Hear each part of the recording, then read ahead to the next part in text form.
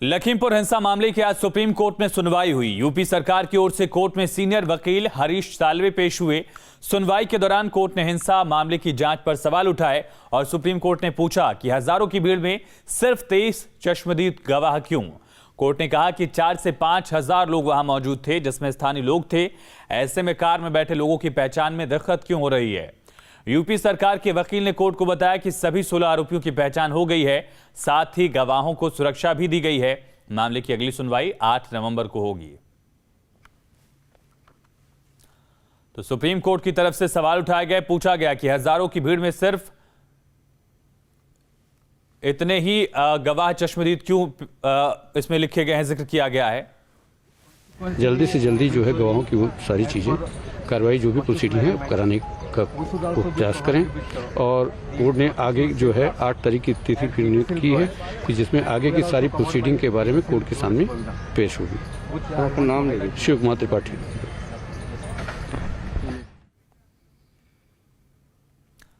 ज्यादा जानकारी के साथ संवाददाता अरविंद हमारे साथ कनेक्ट हो चुके हैं। अरविंद, क्या जानकारी मिल रही है, आज सुनवाई में क्या कुछ हुआ, सुप्रीम कोर्ट ने किस तरह से जांच पर सवाल उठाए हैं? देखिए आयुष, कोर्ट ने यह कहा है कि इस मामले में जो गवाह हैं उनकी पर्याप्त सुरक्षा को सरकार सुनिश्चित करे। इसके अलावा जल्द इस मामले में जो गवाह हैं उनके बयान धारा 164 यानी मजिस्ट्रेट के सामने दर्ज किए जाए। पिछली बार जब कोर्ट में सुनवाई हुई थी तो यूपी सरकार की तरफ से जानकारी दी गई थी कि 4 गवाहों के बयान धारा 164 के तहत मजिस्ट्रेट के सामने दर्ज हुए हैं। कोर्ट ने पिछली बार जो धीमी जाँच है उस पर सवाल भी खड़े किए थे। आज यूपी सरकार की तरफ से हरीश साल्वे जो कि वरिष्ठ अधिवक्ता वो पेश हुए। उन्होंने कहा कि कुल 68 गवाहों में से 30 के बयान अभी तक मजिस्ट्रेट के सामने दर्ज हो चुके हैं। इनमें से 23 चश्मदीद गवाह हैं।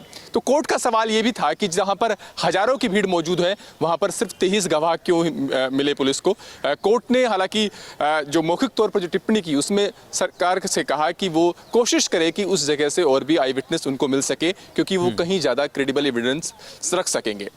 यूपी सरकार की तरफ से यह कहा गया कि इस मामले में कुछ वीडियो मिले हैं जिनको परीक्षण के लिए आगे फोरेंसिक लैब को भेजा गया है। उसकी रिपोर्ट का इंतजार है। हमने विज्ञापन जारी किया था, लोगों से ये आग्रह किया था कि वो गवाह के लिए गवाही के लिए जांच में शामिल हो, और उसके बाद से इस मामले में लगातार जो गवाह है वो सामने आ रहे हैं। एक और बड़ा सवाल ये भी था कि इस मामले में जो लैब है उससे रिपोर्ट आने में दिक्कत हो रही है। तो यहाँ पर कोर्ट ने कहा कि इस प्रोसेस को तेज किया जाए, अन्यथा हम जो फोरेंसिक लैब है उनको ये आदेश देने के लिए विवश होंगे कि वो परीक्षण करके रिपोर्ट जल्द भेजे। बहरहाल एक और महत्वपूर्ण बात ये कि इस मामले में जो भीड़ के हाथों मारे गए थे श्याम सुंदर और एक पत्रकार रमन कश्यप, उनकी तरफ से भी उनके वकील पेश हुए और उन्होंने कहा कि इस मामले में पुलिस जांच के नाम पर कुछ नहीं कर रही है। आरोपी खुलेआम घूम रहे हैं, उनको धमकाया जा रहा है। तो ये वो लोग थे जो भीड़ के हाथों मारे गए थे। यानी जब ये पूरा मामला सामने आया, एक जीप ने जो भीड़ को रौंदा, उसके बाद जिन लोगों की लिंचिंग की उन लोगों में ये लोग शामिल थे। तो कोर्ट ने इस पर भी यूपी सरकार से जवाब मांगा और उनसे कहा कि इस बारे में भी रिपोर्ट दाखिल करें। अगली सुनवाई 8 नवंबर को होगी और जो 3 महत्वपूर्ण डायरेक्शन कोर्ट की तरफ से जारी की गई वो ये कि गवाहों को पर्याप्त सुरक्षा सुनिश्चित की जाए, जल्द से जल्द जो गवाह हैं उनके बयान धारा 164 के तहत मजिस्ट्रेट के सामने दर्ज किया जाए, और इन जो 2 लोगों की जो बात हुई, जो श्याम सुंदर थे जो भीड़ के हाथों मारे गए थे, इसके अलावा जो पत्रकार रमन कश्यप थे, उनकी मौत के मामले में भी, उनकी हत्या के मामले में भी कोर्ट ने यूपी सरकार से जवाब तलब किया है। अरविंद, जो बाकी आरोपी हैं जिनकी पहचान की जा रही है उसको लेकर कोर्ट में जिरह के वक्त कोई जिक्र मिला है, और साथ साथ जो गवाहों की सुरक्षा पर कोर्ट ने टिप्पणी की उस पर सरकार का क्या पक्ष रहा?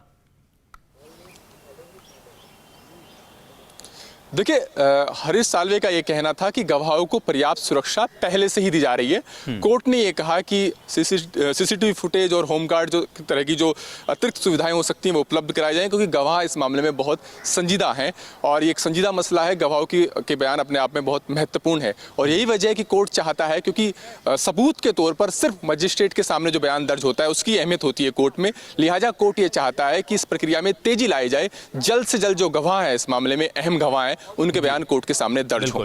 जहां तक कुल आरोपियों की बात है, जो 16 आरोपी हैं फर्स्ट एफआईआर में हरीश साल्वे की तरफ से कहा गया कि उनकी पहचान हो गई है। दरअसल कोर्ट का यह सवाल था कि इतनी सारी भीड़ मौजूद थी, उनमें से ज्यादातर लोग स्थानीय थे, तो ऐसी सूरत में कार के अंदर कौन लोग मौजूद थे, उनकी पहचान में इतनी दिक्कत नहीं होनी चाहिए।